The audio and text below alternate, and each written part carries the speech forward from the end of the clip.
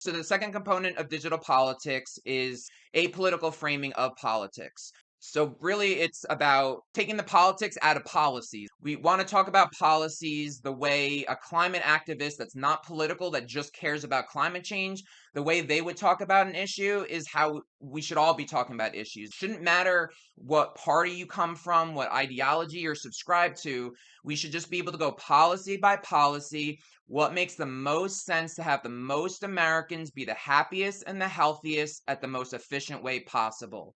And that should be the ultimate goal for government, getting the most people happy and healthy. Don't say it a democratic way, a socialist way, a Republican way. Let's just talk about it objectively. Let's talk about the issue as an issue by itself. This is the evidence that support this policy. If we do this, this will happen. If you do that, this will happen. Have these discussions beyond partisan boundaries, beyond ideologies and belief systems, because we're never going to agree on belief systems. There's a million different beliefs that people have, and we have the freedom to have these different beliefs. But when push comes to shove, we can push that aside and just logically go over what solutions can happen. And that's another key to how we're going to frame this to society, how people are going to have these newer discussions. Right now, if you talk to a super political person that's been in the system for a while and you ask, how would you do healthcare? How would you do this? How would you do that?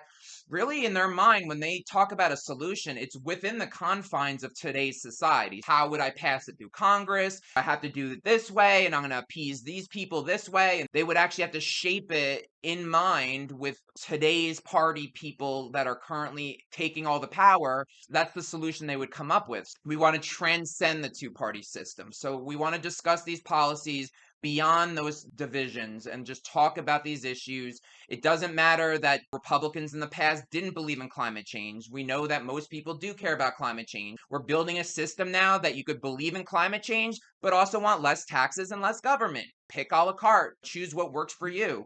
It's really about the reframing and taking the restrictions of the old way of doing things off and really evolve us to be able to talk beyond that. In the meantime, we're going to use Geneva is our social media platform for current conversations to happen.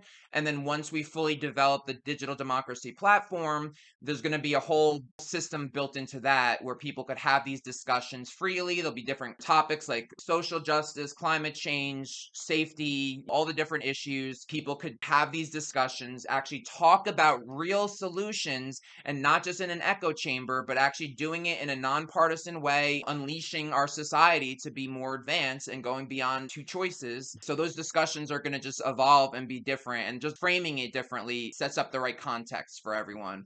And we've seen that with the way we're talking about politics these days. A couple hundred people I've talked to so far about this. Once they get the idea of what it would look like without those restrictions, it's a whole nother ballgame, a whole nother way of discussing what solutions can happen.